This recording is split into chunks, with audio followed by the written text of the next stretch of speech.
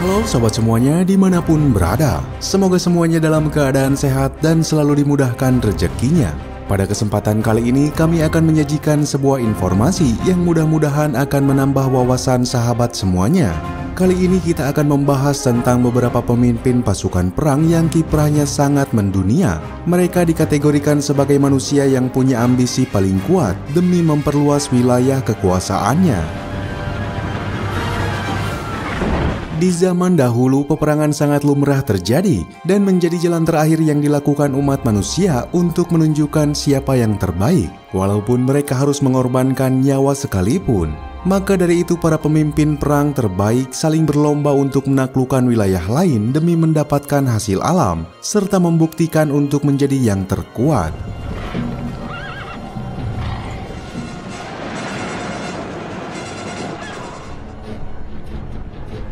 Dan inilah beberapa pemimpin pasukan perang paling ambisius yang pernah ada di muka bumi, serta menjadi pasukan yang sangat disegani pada masanya.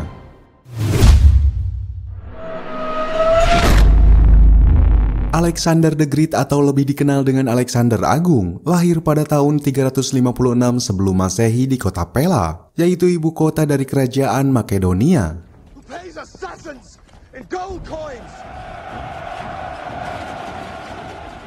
Alexander merupakan putra dari Raja Makedonia saat itu yang bernama Raja Philippus II dari istri keempatnya yang bernama Olympias, dan selalu dirumorkan bahwa dia masih merupakan titisan dari dewa Zeus.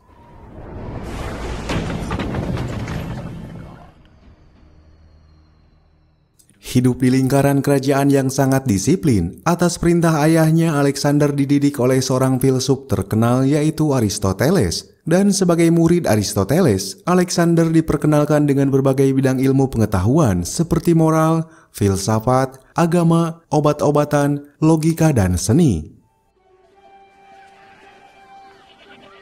Into the middle sea and home.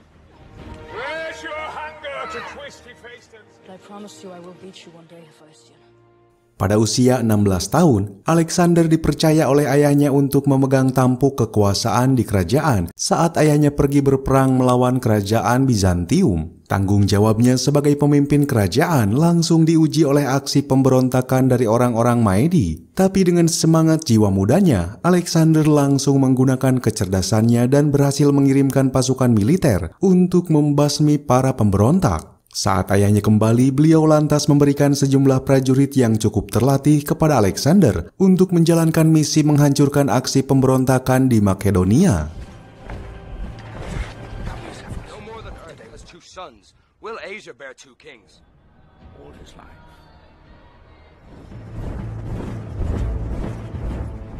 Namun pada masa-masa pemberontakan itu menyebabkan Raja Philippus II tewas karena dibunuh oleh orang-orang terdekatnya yang bernama Pausanias. Dan dari tragedi itu maka diangkatlah Alexander menjadi Raja Makedonia pada usianya yang masih berumur 20 tahun.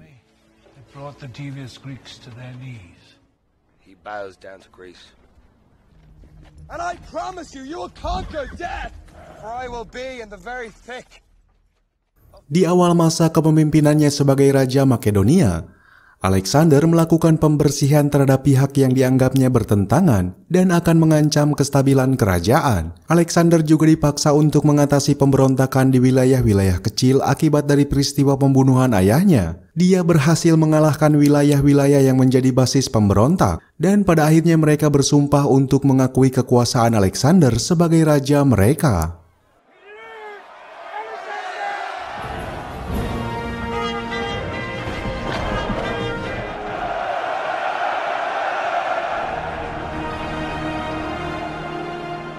Berbekal keberhasilannya, saat itu Alexander melakukan ekspansi ke wilayah Asia Minor yang merupakan wilayah kekuasaan dari kerajaan Persia.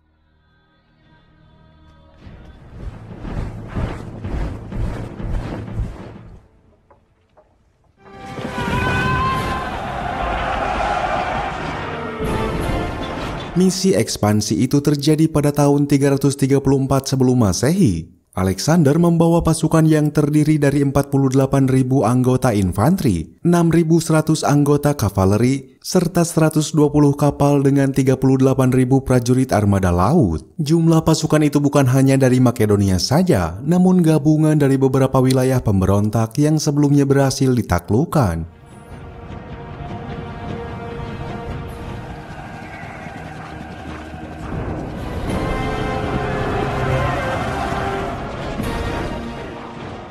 Dalam misinya ke Persia, Alexander menghadapi sebuah pertempuran yang dikenal dengan Pertempuran Granikos. Dalam pertempuran ini pasukan Makedonia mampu memukul mundur pasukan Persia dari wilayah Sardis. Kemudian langkah selanjutnya, Alexander juga berhasil mengepung dan menaklukkan wilayah kota Karia yang telah lama dikuasai Persia. Di sana Alexander membangun basis pertahanan militer untuk kepentingan rantai logistik serta jalur aman dari misi ekspansinya. Alexander 20 became the new... And your grandsons will look into your eyes! Selanjutnya penaklukan demi penaklukan wilayah Persia terus dimenangkan oleh kecerdasan strategi perang yang dilakukan Alexander, termasuk wilayah Pamfilia sampai ke gerbang Sisilia, untuk selanjutnya langsung berhadapan dengan pasukan utama Persia di bawah pimpinan Raja Darius III.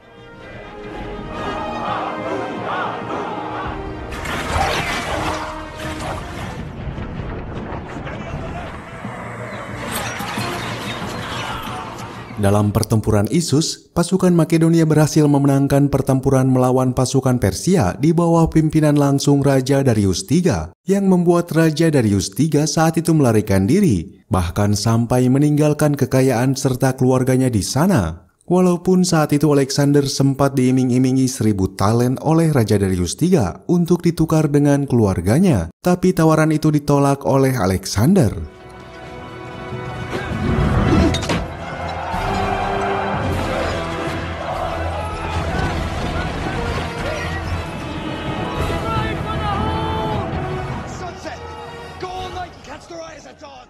Atas keberhasilan penaklukan itu, selanjutnya Alexander mengalihkan perhatiannya ke wilayah Mesir. Atas rumor kekuatan serta kecerdasannya, dengan mudahnya Alexander melewati rute misi penaklukannya. Bahkan tak sedikit mereka memutuskan untuk menyerah lebih dulu dan menolak bertempur, termasuk penguasa Yerusalem yang memutuskan untuk membuka gerbang kotanya secara sukarela pada pasukan Alexander.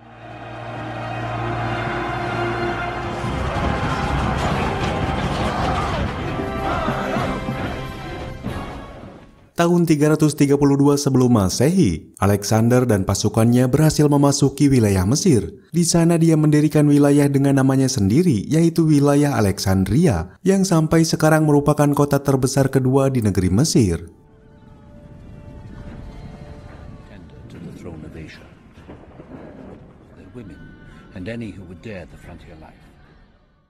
Satu tahun lamanya Alexander singgah di Mesir, kemudian dia melanjutkan ekspansinya ke wilayah kekuasaan Persia bagian timur, yaitu wilayah Mesopotamia atau yang sekarang dikenal sebagai Irak bagian utara. Di wilayah ini sekali lagi Alexander berhasil mengalahkan Raja Darius III dalam pertempuran yang terjadi di wilayah padang pasir Gaugamela.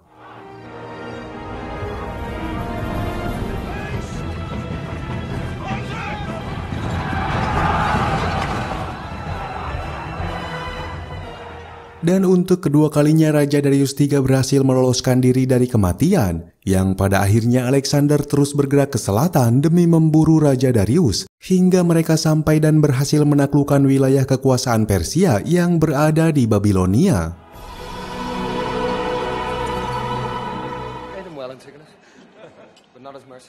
Ternyata ambisi Alexander untuk membunuh Raja Darius III bukan tanpa alasan, karena dia meyakini bahwa ada campur tangan Persia dan Raja Darius dalam tragedi pembunuhan ayahnya. Demi bisa membunuh Raja Darius III, dari sana dia bergerak menuju Media, lalu mengubah arah ke timur sampai dia berhasil menginjakan kakinya di wilayah stepa Eurasia dan berhasil menaklukkan suku-suku nomaden yang dikenal sangat tangguh.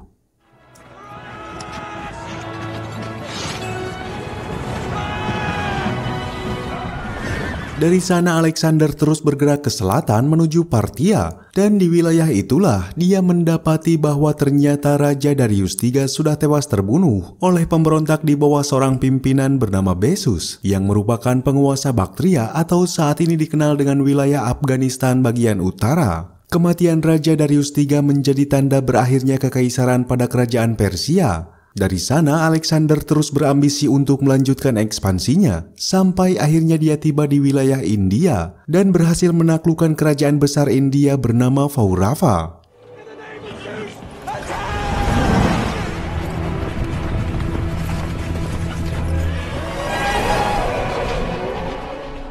Misi penaklukan India ini dilakukan karena orang-orang Makedonia beranggapan bahwa India merupakan ujung dunia, dan dari sana mereka bisa pulang menggunakan jalur laut untuk kembali ke wilayah Mesir. Namun rencana itu gagal dilakukan karena Alexander memutuskan untuk kembali ke istana Babilonia menggunakan jalur darat. Hingga atas hal itulah kondisi fisik serta faktor kesehatannya menyebabkan Alexander jatuh sakit saat dia sampai di Babilonia. Marched his army directly west. Heracles died of a poisoned shirt given him in Arab. Of how many died? It was the worst. Dan akhirnya pada tahun 323 sebelum Masehi, Alexander meninggal saat usianya masih tergolong muda, yaitu 33 tahun. Kemudian jasadnya disemayamkan di Mesir dengan dibawa oleh sahabatnya yang bernama Ptolemus.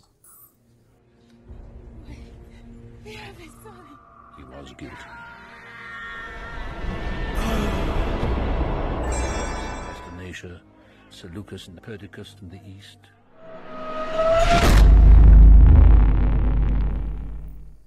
Kaisar Napoleon Bonaparte adalah seorang pemimpin militer dan politik Prancis yang menjadi terkenal saat Perang Revolusioner. Dia adalah Kaisar Prancis yang menjabat dari tahun 1804 sampai tahun 1814 dan kembali pada tahun 1815. Napoleon berasal dari sebuah keluarga bangsawan dengan nama Napoleone di Bonaparte. Lahir dari keluarga terpandang di kota Ajaccio, Korsika pada tanggal 15 Agustus 1769. Napoleon hidup sebagai orang yang sederhana. Dia dibaptis sebagai Katolik pada tanggal 21 Juli 1771 di gereja Katedral Ajaccio. Goodbye, my soldiers! Pada masa remajanya, dia disekolahkan di sebuah sekolah agama di daerah Autun, Prancis untuk belajar bahasa Prancis. Dan setelah lulus, dia mulai diarahkan untuk masuk ke akademi militer di Brienne-le-Château. Tak jarang dia sering menjadi bahan ejekan oleh teman-temannya karena dia berbicara dengan logat Korsika yang sangat kental, sehingga menjadi bahan tertawaan teman-temannya.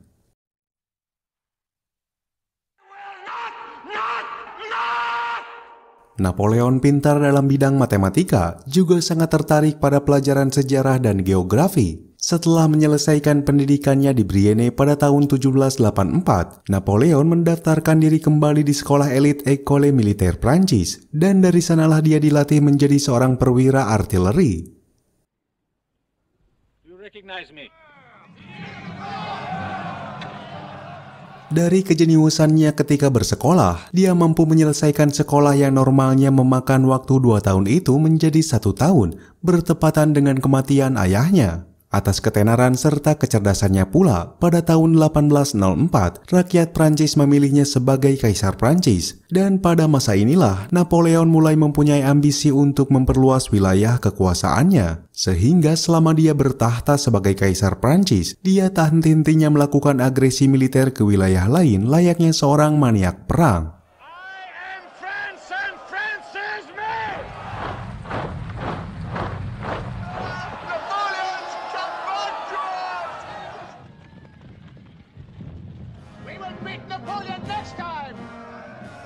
Pada masa kejayaannya, Napoleon Bonaparte menguasai hampir seluruh daratan Eropa, baik dengan diplomasi maupun peperangan. Di antaranya adalah Belanda yang berujung dengan diangkatnya Louis Napoleon sebagai adiknya, kemudian wilayah Spanyol dengan diangkatnya Joseph Napoleon, Swedia dengan diangkatnya Jenderal Bernadotte sebagai raja, hingga sebagian besar wilayah Italia yang direbut dari Austria dan Polandia.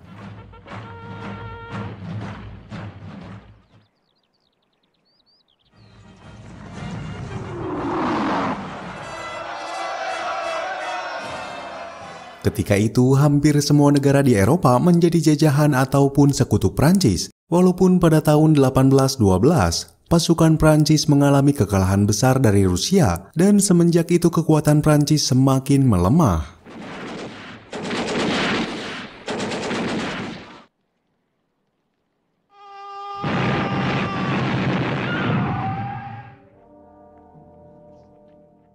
Selepas kekalahan yang menyakitkan itu, Napoleon digulingkan dari kekuasaannya dan dibuang ke Pulau Elba.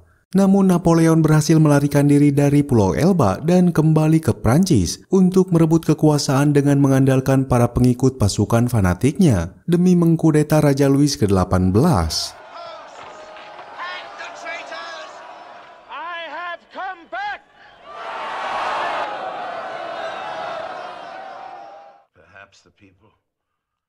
Setelah 100 hari berkuasa, Napoleon kembali melanjutkan ambisinya untuk mengepung Eropa. Dan pada puncaknya, Napoleon memutuskan untuk menyerang Belgia, yang saat itu menjadi basis strategis kekuatan pasukan koalisi Eropa, yang terdiri dari Kerajaan Inggris, Rusia, Austria, dan Prusia yang selanjutnya dikenal dengan Kekaisaran Jerman. Pada misi itu, Napoleon terus bergerak ke arah utara dengan berbekal kekuatan sekitar 30.000 pasukan. Mereka melakukan perjalanan darat demi bisa mencapai ibu kota Brussels.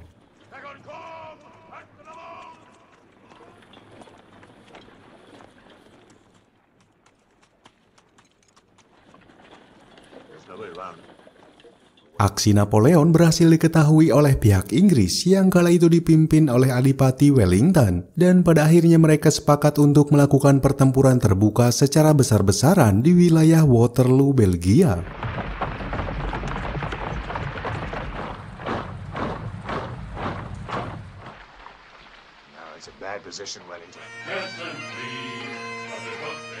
Puluhan ribu pasukan dari kedua belah pihak saling berhadapan dengan kekuatan penuh. Namun kondisi medan tempur yang tak menguntungkan bagi pasukan Prancis menjadi alasan sulitnya mereka untuk bisa menghabisi pasukan Inggris. Karena memang posisi mereka berada di daerah daratan rendah dengan medan tanah berlumpur yang menyulitkan pasukan Prancis untuk mendaki menuju pasukan Inggris.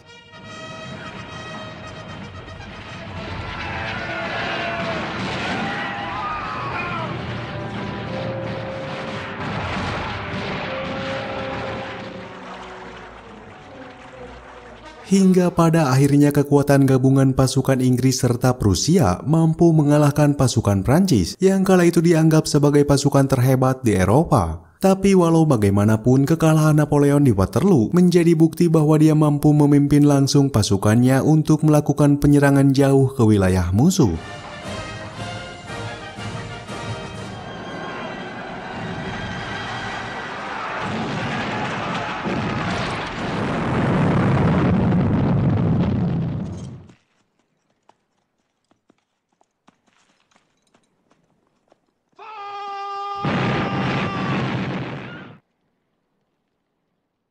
Atas kekalahannya itu, akhirnya Napoleon digulingkan dari tahtanya. Dia pun ditawan oleh pasukan Inggris dan dibuang ke Pulau Santa Helena di perairan Atlantik. Napoleon menjalani pengasingannya selama 6 tahun hingga akhirnya dia meninggal dunia di tempat itu.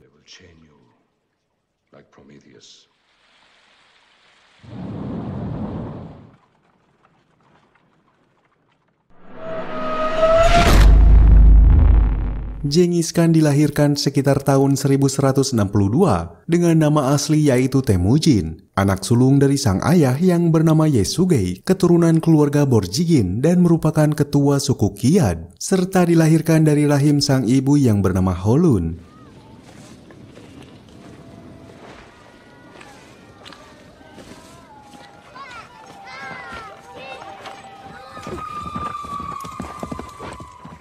Sebagai kelompok nomaden, kehidupan mereka berpindah-pindah. Saat berumur 9 tahun, Temujin dijodohkan dengan seorang anak dari kepala suku Onggirat yang bernama Borte. Dan pada saat itu ayah Temujin meninggal akibat diracuni oleh kelompok klan pesaing mereka pada saat mereka pulang dari acara perjodohan tersebut.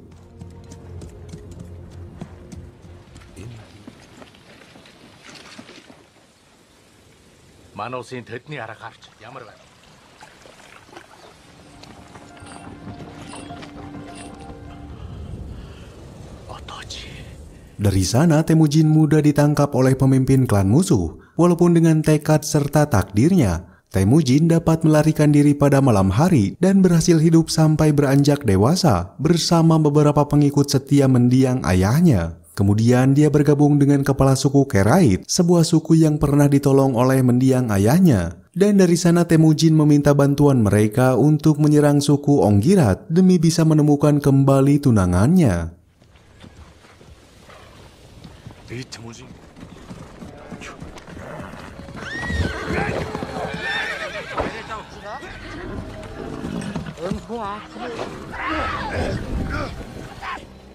Hingga pada akhirnya setelah mereka berhasil mengalahkan suku tersebut, Temujin kemudian menikahi tunangannya Borte. Pernikahan mereka sangat bahagia, walaupun setiap saat mereka harus menghadapi bahaya serta ancaman dari orang-orang yang ingin membunuhnya.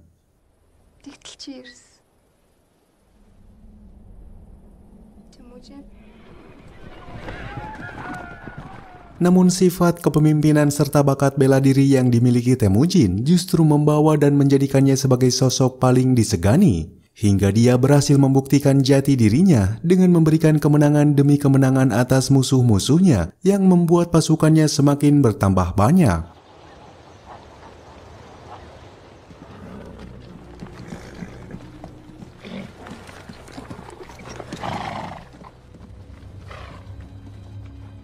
Prestasinya terus melejit saat Temujin terbukti mampu menyatukan sebagian besar suku-suku nomaden yang menjelajahi padang rumput Asia Tengah.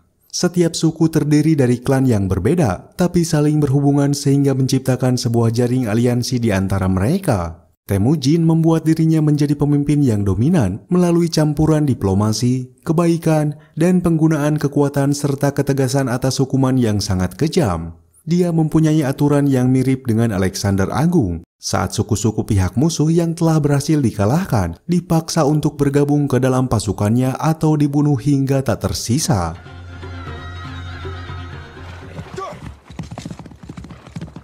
Saat pasukannya semakin bertambah banyak, dalam jangka waktu 10 tahun atau lebih, Temujin berhasil mengalahkan musuh-musuhnya seperti suku Tartar, Kerait, Naiman, dan Merkid. Kemudian sebuah konfederasi Mongol dipertemukan dalam pertemuan besar atau Kurultai yang dilaksanakan di Sungai Kerulen pada tahun 1206.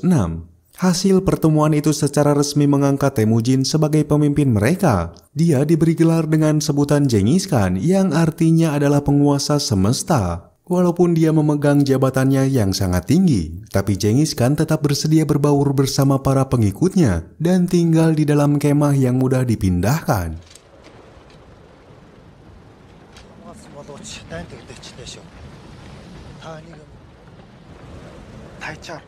Genghis Khan juga membuat pasukannya menjadi lebih kokoh dengan menghindari tradisi untuk membentuk divisi-divisi berdasarkan kesukuan, karena dapat membuat mereka terpecah belah akibat sifat serta hawa nafsu persaingan antar kelompok.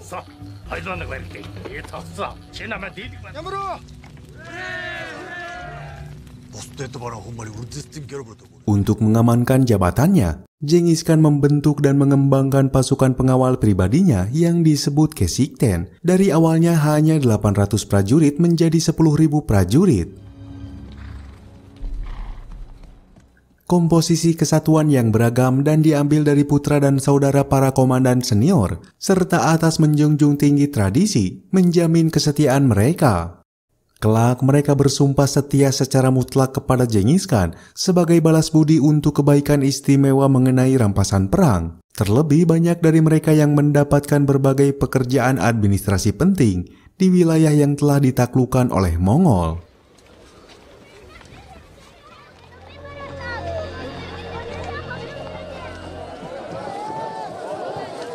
Pasukan Mongol memiliki kavaleri ringan dan berat. Setiap penunggang kuda memiliki kuda cadangan hingga mencapai 16 ekor, sehingga mereka dapat berjalan sangat jauh. Selain itu, pasukan Mongol tak pernah menolak kesempatan untuk menggunakan taktik dan teknologi musuh. Mereka tak hanya membawa mobilitas menakutkan ke dalam seni perang Asia, tetapi karena fleksibilitas pula lah, mereka dapat cepat beradaptasi dengan jenis-jenis pertempuran beragam, seperti perang pengepungan dan penggunaan katapult.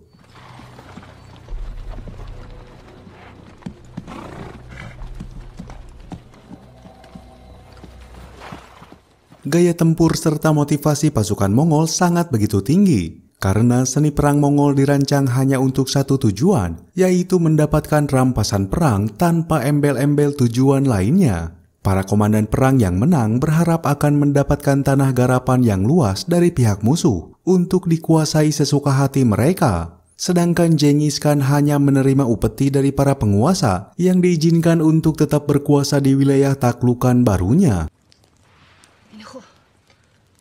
Ekspansi pertama yang berhasil diraih oleh Genghis Khan adalah saat dia menyerang negara dinasti Jin pada tahun 1115 sampai 1234 dengan kekuatan pasukan yang hanya berjumlah 50.000 prajurit.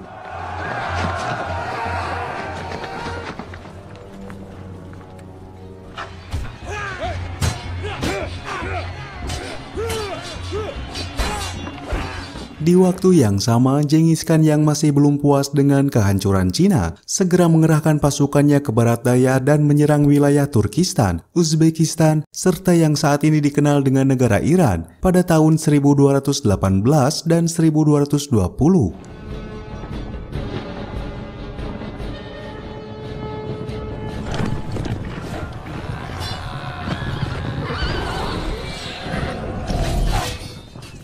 Tak hanya itu, wilayah Bukhara dan Samarkand juga bisa ditaklukkan Genghis Khan dengan kejam. Pasukan Mongol membunuh orang-orang tak berdosa. Setelah itu, mereka bergerak cepat menuju Tenggara untuk bisa sampai ke wilayah Afghanistan Utara pada tahun 1221.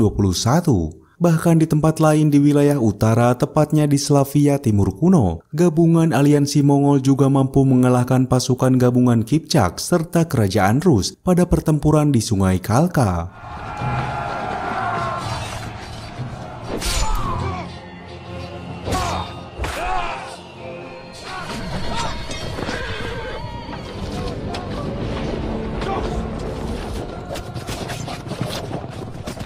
Reputasi menakutkan bangsa Mongol sebagai pasukan militer bisa digambarkan sebagai sebuah wabah penyakit yang lambat laun akan memusnahkan semua musuhnya. Genghis Khan mempertahankan wilayah penaklukannya agar tetap dapat menghasilkan kekayaan yang terus-menerus. Walaupun Genghis Khan dan sebagian bangsa Mongol yang menganut kepercayaan Tengrisme memaklumi toleransi beragama dalam wilayah kekaisarannya serta melegalkan perdagangan antar negara.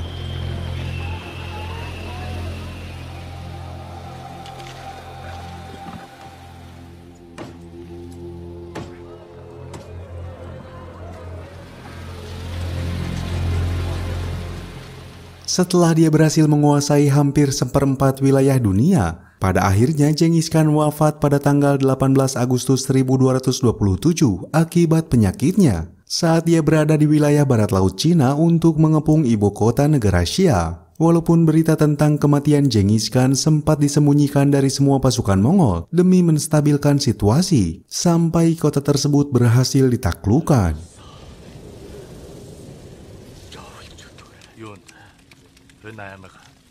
Jenazah Genghis Khan kembali dibawa ke Mongolia untuk dikuburkan, walaupun lokasi tempat kuburannya sampai saat ini tidak pernah diketahui. Namun sumber abad pertengahan menyebutkan bahwa kuburannya berada di sekitar pegunungan suci Burkan Kuldun, dan saat upacara pemakamannya itu, putra Genghis Khan yang bernama Ogedei mengorbankan 40 budak perempuan serta 40 kuda untuk menemani ayahnya ke alam baka.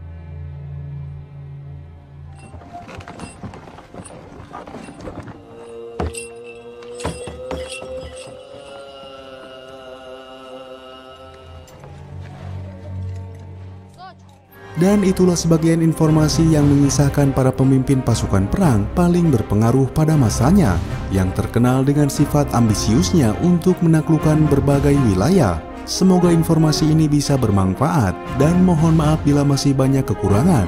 Sampai jumpa lagi.